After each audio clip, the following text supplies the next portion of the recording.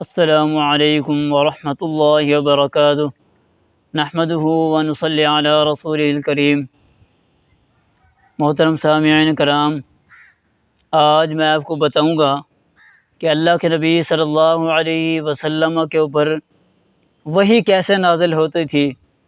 اور جب آپ علیہ الصلوۃ والسلام کے اوپر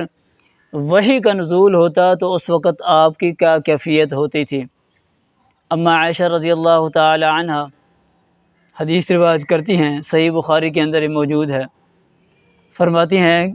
کہ حارث بن حشام آپ علیہ الصلوۃ والسلام کے پاس آیا اور اس نے آپ علیہ الصلوۃ والسلام سے سوال کیا، کیف یأتیک الوحی، اے اللہ کے نبی آپ کے اوپر وحی کیسے آتی ہے؟ تو آپ علیہ الصلوۃ والسلام نے ارشاد فرمایا، احیانا یأتینی مثل صلصلۃ الجرس،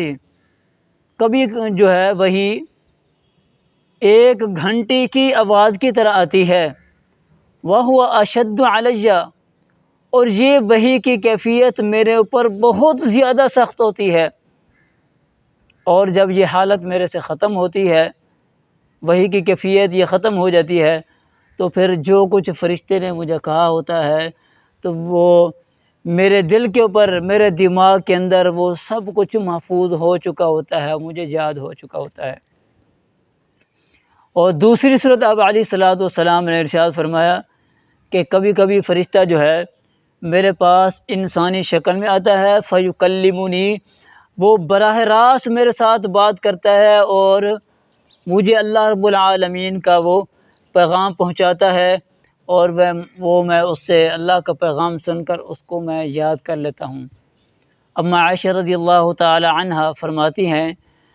کہ جو گھنٹی کی صورت میں وحی کا نزول جب ہوتا تھا آپ علیہ الصلوۃ والسلام کے اوپر،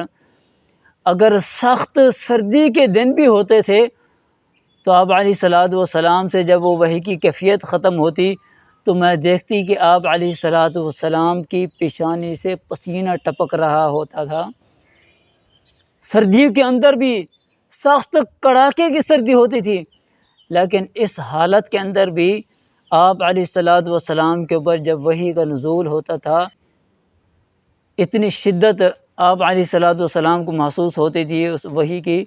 کہ آپ علیہ الصلوۃ والسلام کی پیشانی مبارک سے پسینہ ٹپکنے لگتا تھا۔ یہ تھی آپ علیہ الصلوۃ والسلام کی کے اوپر وحی کی دو کیفیت، دو صورتیں۔ ما توفیق الا باللہ۔